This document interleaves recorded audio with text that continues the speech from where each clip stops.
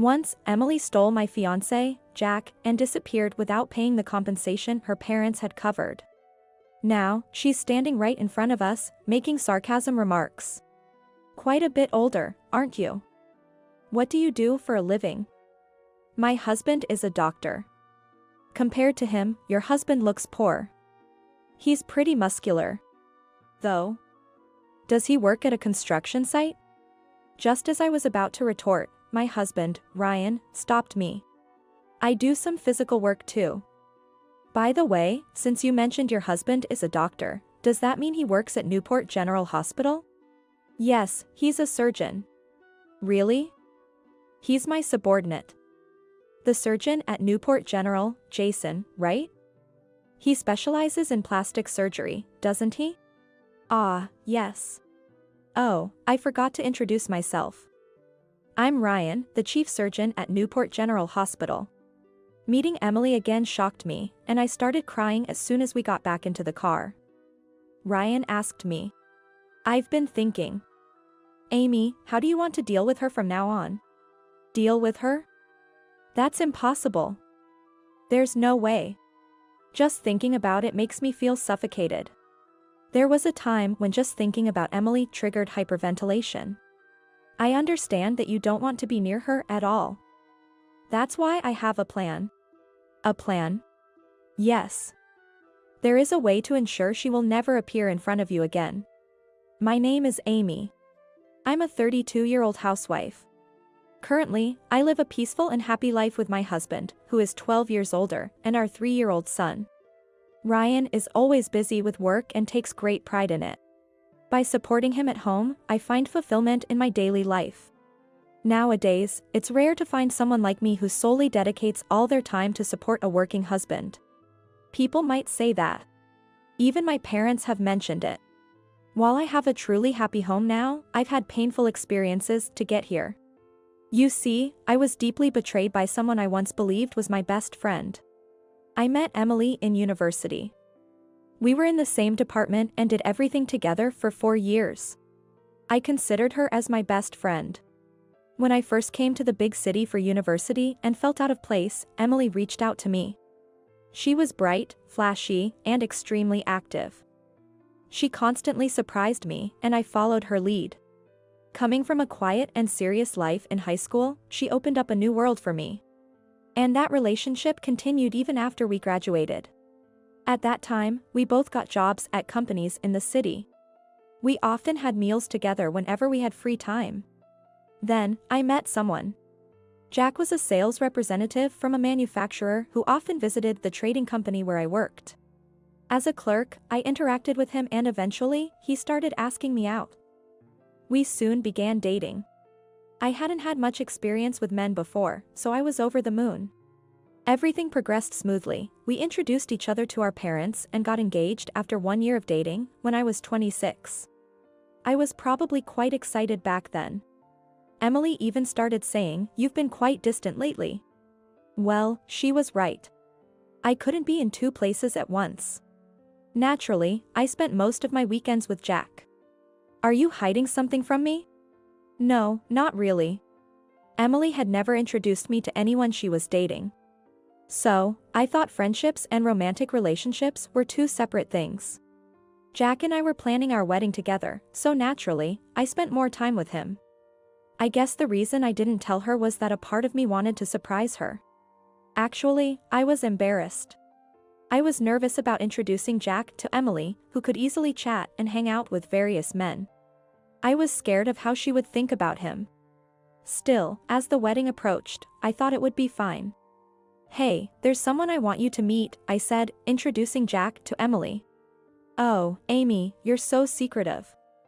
You've kept this from your best friend? That's not like you," Emily said, giving me a hearty pat on the back with a big smile. But that was my mistake. Wedding reservations and preparations.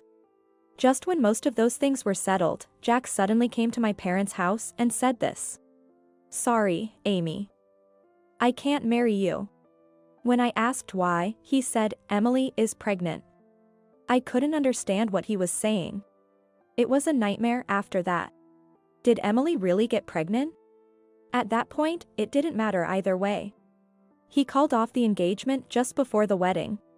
I'm really sorry. My father was furious, yelled at him and would have hit him if my mother hadn't stopped. The wedding was cancelled. While I was in shock and unable to do anything, my furious parents demanded him to pay the full cancellation fees and compensation. They also demanded compensation from Emily. Jack admitted his fault, paid what he had to, and apologized sincerely, apparently. I say apparently because my memory of that time is vague. I was so shocked that my mind seemed to escape from the reality. Later, I learned that Emily didn't apologize and ignored to pay the compensation and she just disappeared somewhere. According to a letter she left behind, she wasn't even pregnant. That lie and her disappearance devastated me even more. Emily's parents were also furious. When the rumors spread among our university friends, I heard another shocking piece of news. You know, Amy, we didn't tell you because you didn't notice, but Emily used to date and dump every guy you liked. This was news to me. Why would she do that? I don't know. Emily was popular enough herself, but whenever a guy showed interest in you, she'd end up dating him. Maybe she was jealous of you getting attention over her. But we were best friends. Were you? I was stunned. At the time, you seemed more like Emily's sidekick, and we all thought she saw you that way too. I was deeply shocked by those words. It wasn't just that Emily thought that way, but also that I had been completely oblivious to it. And I had no eye for men. Adding to that shock, the whispers at work about me being the woman whose wedding got called off finally broke me.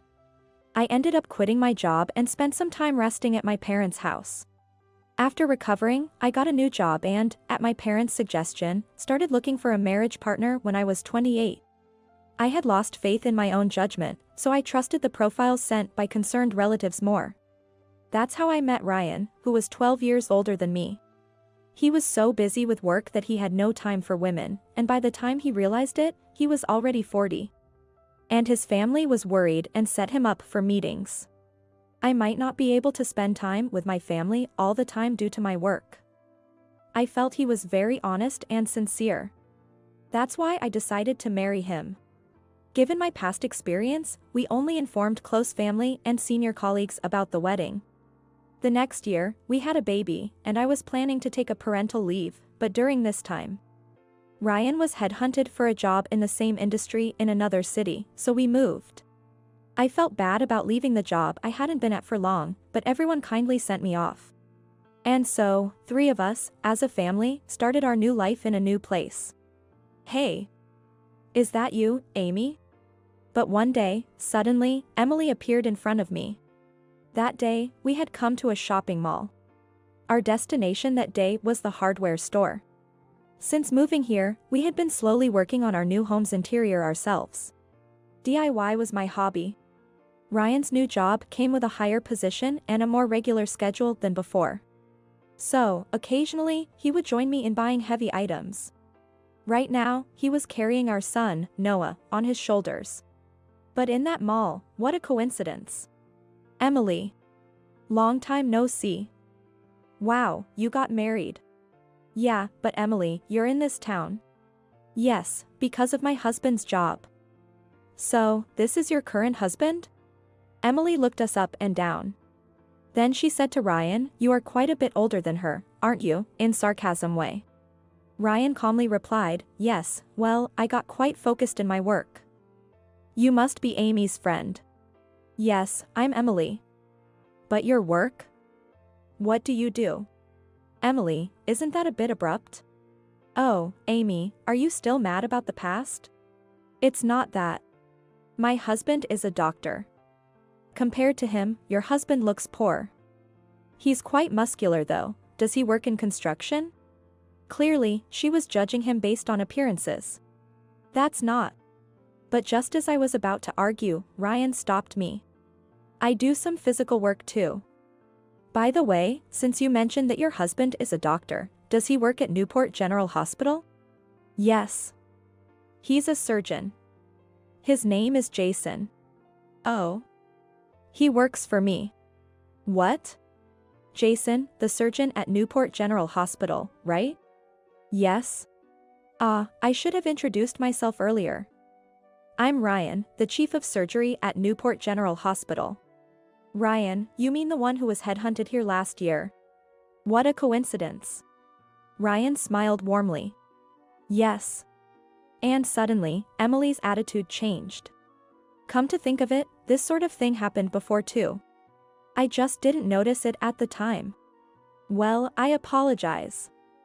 Seeing you in such casual clothes, No, it's fine, some people tend to dress very casually every day outside of work. I tightly gripped the hem of Ryan's clothes.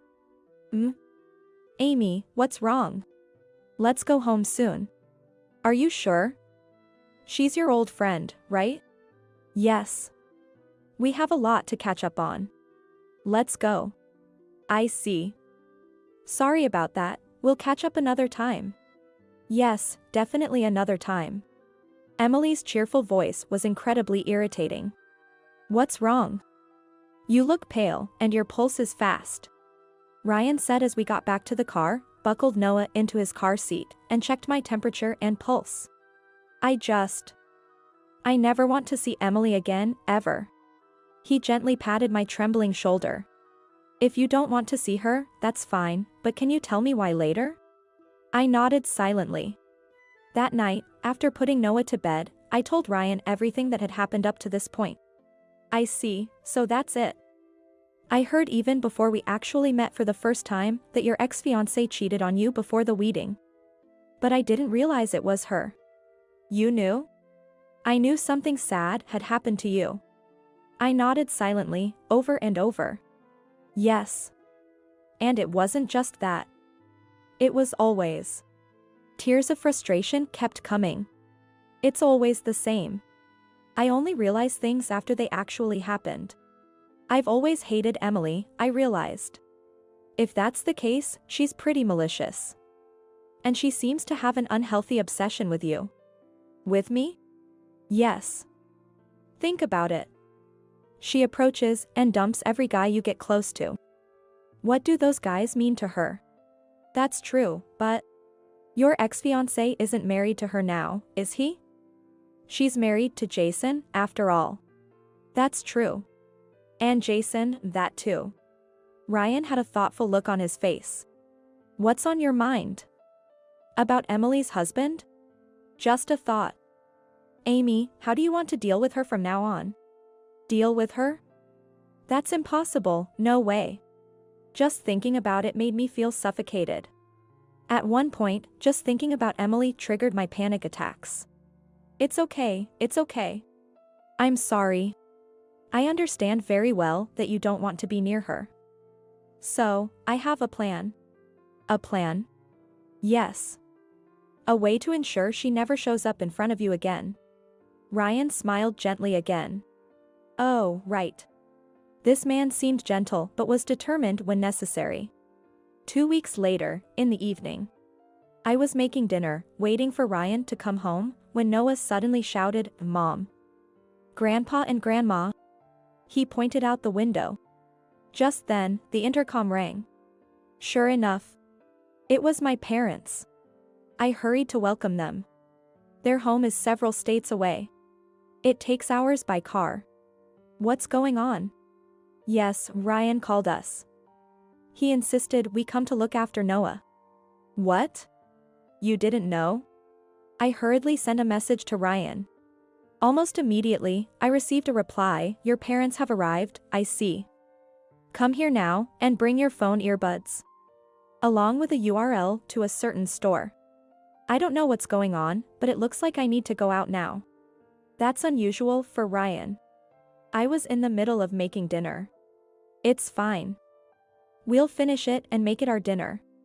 Wondering what this was all about, I started getting ready to leave. By the way, Amy, we saw that girl's parents at a service area on our way here. My mom said, as if she just remembered. That girl? You know. Ugh. I hate to even think about her, that one. You mean Emily? I don't even want to say her name. I see. But what were they doing? I hadn't told my parents that Emily was living in this city. My mom was extremely worried about me after what had happened. And she was using abusive words towards Emily's parents too. Honestly, I never imagined that she would get so angry. Because of that, I didn't want to stir things up by mentioning Emily on the phone. Well, I'm leaving now. I got in my car and headed to the restaurant Ryan mentioned. It was a small but nice-looking restaurant. According to the website, it seems a bit pricey for dinner. I wondered if Ryan was waiting for me inside. As I got out of the car, I noticed a few other cars parked there as the evening set in. At the same time, I received another message on my phone. Put on your earbuds and come inside.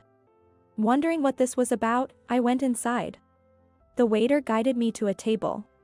It was a table for two. One table over, a man sat alone with a drink in front of him. He leaned on the table with both elbows, his hands near his mouth, looking very serious. He had an intimidating aura. My husband hasn't arrived yet. As the waiter brought water and handed me a menu, I started to explain. The waiter put a finger to his lips and subtly pointed to a seat diagonally across through some Erica palm plant. There was Ryan. Several dishes were laid out on the table, probably an early dinner. Ryan was sitting across from a woman. I nodded to the waiter and ordered a light meal that wouldn't seem out of place. Just then, my phone buzzed in my bag. It was a message from Ryan. I quickly connected my earbuds to the phone and put them in my ears. And then I heard. No, Jason is a good doctor, in plastic surgery. But Dr. Thompson, you are supposed to be even better, aren't you? A woman's voice, coming across from Ryan. It was Emily. Startled, I switched my phone to recording mode. Ryan was deliberately letting me hear this conversation. Since our first meeting, I've learned a bit about you from Jason. Is that so? I was so amazed. I heard that you have performed many difficult surgeries. Something like thousands of surgeries in 10 years? Well, it's my job. That's incredible. Emily's tone was completely different from the other day. But you did a lot of research. Actually, Jason told me when I mentioned how we happened to meet the other day. At that moment, the man in black unclasped his hands, lifted himself slightly from his seat, and then sat back down. I noticed he was also wearing earbuds. I see. It must have been surprising to suddenly meet an old friend again. Yes, that's true, but meeting you was the highlight for me, to be honest. Isn't it more important to see an old friend? No, I felt bad for being rude to you. Emily continued talking in a fawning tone. I hadn't known she could speak like this. In school, she never spoke this way around me. So, this is how she acted around men. And she must have been the same to Jack back then. Which means... By the way, are you happy with your marriage to Amy? I'm happy, but why do you ask? Isn't it boring being with Amy? Why would you say that? Well, her fiancé left her before their wedding, right? Amy is a wonderful wife. I'm lucky to have her. But she's plain, isn't she? What are you trying to say now, Mrs. Smith? Please, call me Emily. Since our conversation the other day, I've fallen in love with your calm attitude and personality. I think I can be a better partner for you than Amy. I could see the hands of the man in black trembling on the table. So, it was really him. Interesting. How would you be better for me? Well, aren't you invited to many parties? Having a plain wife like Amy would be embarrassing at such events. You need someone with a bit of flair. Like me. You think you wouldn't embarrass me? Exactly. So, you're suggesting you leave Jason and be with me? What? That's not what I meant. Then what do you mean? I'm not very perceptive, you see. Oh, come on. Do I have to spell it out? I told you I fell in love with you at first sight.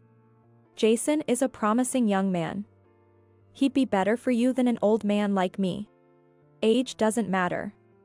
And actually, I've been disappointed with him lately. At that moment, the man in black started to stand up. I hurried over to him. The man in black, yes, he must be Jason. I looked him in the eye and showed him my phone connected to my earbuds. Jason was startled and sat back down. We need to be patient for a bit longer. We needed to hear something more decisive. Disappointed? In what way? Because he comes home late every day? That's part of the job. Unfortunately, illnesses don't wait for anyone. No, it's not that. I don't care if he comes home late. Then what is it? It's his salary. Given his age and career, it's normal. Young doctors earn that much. But he's a doctor. And? When you marry to a doctor, you'd expect an annual income of over $100,000. I believe he makes around $70,000 to $80,000 now. When we got married, it was much less. I was disappointed. Plus, he travels to conferences all the time and never takes me with him. And you think I would? It's not just about the money. Like I said before, I fell in love with you at first sight. What do you mean? I want to be with you. At that moment, Jason finally stood up. I tried to stop him, but it was too late. He walked toward Emily and stood behind her, across from the Erica palm plant. I quickly followed. Ryan smiled softly. Emily, is what you just said true? Jason's low voice came from behind Emily. She turned around, literally jumping. What? Jason? And Amy? What are you two doing here? Are you having an affair? See, when you have a guilty conscience, that's the first thing you assume. Ryan said gently to her. I heard everything. You've always thought of me that way, haven't you? What? What's going on? Isn't this what you meant? I started playing the recording of her conversation with Ryan. What is this? Ryan pulled out 2 phones from his bag. One was connected to mine and the other was connected to Jason's. Do you even know how long it takes to become a full-fledged doctor? What? What are you talking about? We spend 6 years in medical school, followed by 5 years of residency before becoming fully licensed doctors. I had just become one when we met. Huh? Emily started counting using her fingers. In other words, I was just a rookie. But you told me you were a doctor when we met for drinks with others. I was a doctor, there was no lie. But I was dragged there by high school friends. I thought I was too young to get married. But you came on strong. And even then, I was earning more than most people at my age. You just assumed I'd be earning much more. That's true.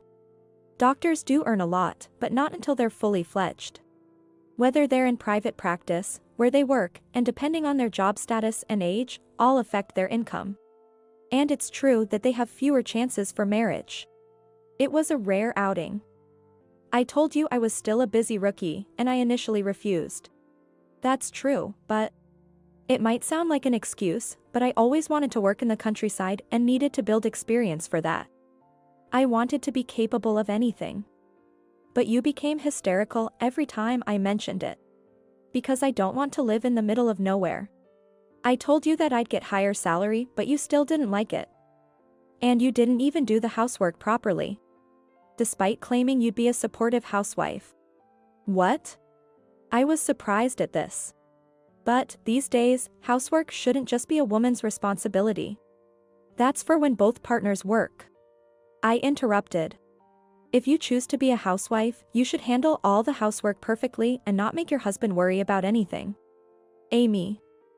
Are you saying you do all that? What about socializing and other activities? You seem to be misunderstanding a lot. Ryan sighed deeply. You have a completely wrong image of a doctor's wife. Her image was outdated, like something from a past generation. The glamorous life you imagine doesn't exist. I wait for him to come home at unpredictable hours, take care of our child. And make sure his meals are nutritious so he can handle long surgeries. I see. Jason, actually, I often thought that you were a bit careless. Was it because you're not getting enough sleep at home? Ryan asked. Yes. Even though I'm capable of all the cooking and chores at home because I used to do them myself? But clearly my sleep is often interrupted for those now, and when I'm awake, Emily constantly distracts me, leaving me little time to study. Study? Of course. We have to keep learning new things for patients. So, Amy, you also study? Of course. I need to be able to support him whenever he gets a sudden call. If we were both doctors, we might hire a housekeeper or a secretary. But since I'm not, I do what I can to support Ryan, for our family and the hospital, and to set a good example for our son. So arrogant. Say whatever you want. I'm not the same person I used to be. Indeed. Seeing Emily flirting Ryan had replaced my fear with boundless anger. Emily seemed too upset to respond and stayed silent. Then, Jason spoke up again. Emily, I've decided to leave you. I want a divorce. What? What are you talking about? I can't become a good doctor with you around. Let me ask again, are you willing to follow me to a rural area? No, I don't want to go to such places. I see. But I want to go. I'm done being dragged down by you. Emily's face froze. You can't just abandon me. How could you? Suddenly, Emily turned to me. It's all your fault, Amy. Why did you come here? If you hadn't. If I hadn't, you wouldn't have tried to steal my husband? Your mindset hasn't changed at all since university days. How dare you? As I watched her, I realized my feelings towards Emily were shifting from fear to pity. Why did you always steal my boyfriends or those interested in me, only to dump them? Because I hated your goody two-shoes act. I see. But if you hated me so much, why go through all the trouble? With Jack, you even ran away from home. Yes. Emily acted quite odd. If she disliked me, ignoring or bullying me would have been easier. Instead, she decided to steal and dump my boyfriends in a range in which other friends could see. And ultimately, she stole my fiancé and got sued for it. Hey, Emily, maybe you were actually obsessed with me? What? She widened her eyes in disbelief. Her neck veins seemed more prominent, perhaps due to her anger. It's said that veins pop out when you're furious. Even besides Jack, I hardly noticed what you were doing.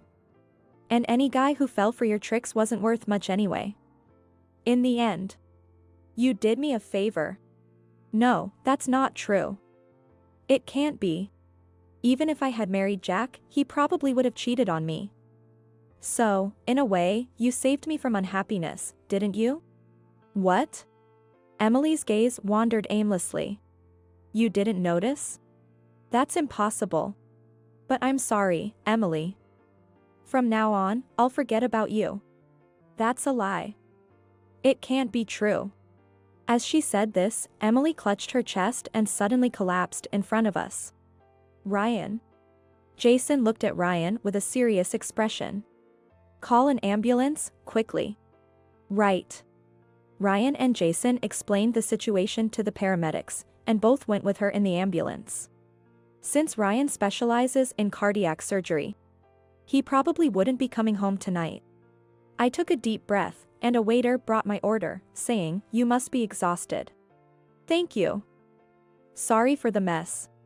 Not at all. Ryan asked for a private hire for this anyway. Wow, he prepared so well. I smiled, realizing just how determined he could be when it mattered.